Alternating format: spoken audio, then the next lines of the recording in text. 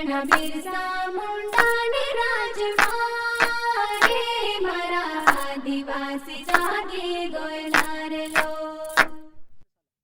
ये अपना टंट्या मामा ने वाट साली रे मारा आदिवासी जड़ता हो यार लो।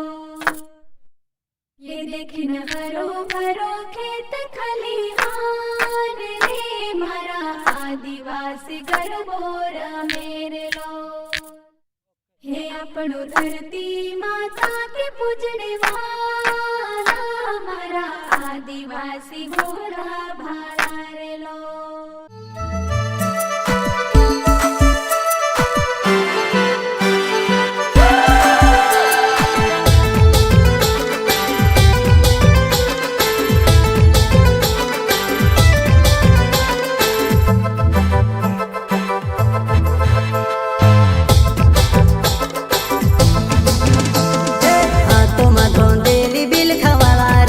आदिवासी जंगल रखवाला रे आदिकालसी जंगल में रह जयामु आदिवासी जंगल रखवाला रे।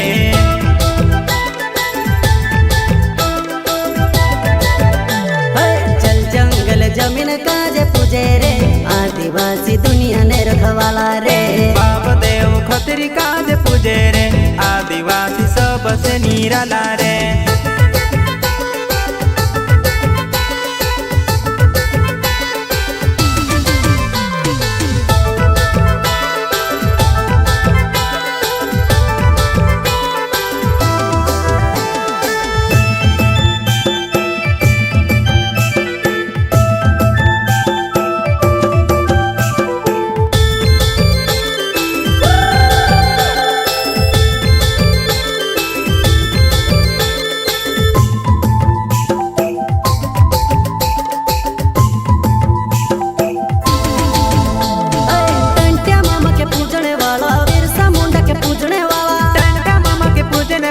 बिरसा मुंडा के पूजने वाला आदिवासी हमो एक रे। हाथों में धोंदेली बिल खावाला रे आदिवासी जंगल रखवाला रे। आदिकालसी जंगल में रह जयामु आदिवासी जंगल रखवाला रे।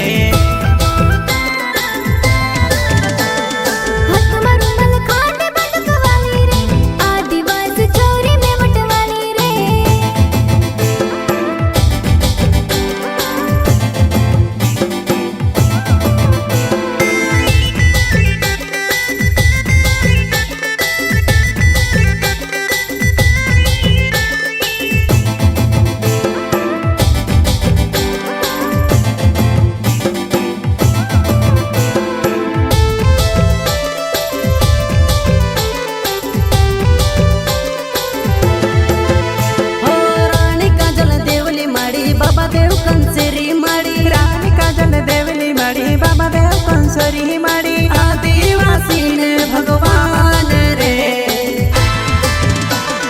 कोई जुबान ने पाकी बात रखे रे आदिवासी घोड़ा कायदा वाला रे। संविधान ने पाक मान रखे रे आदिवासी बाबा साहब वाला रे।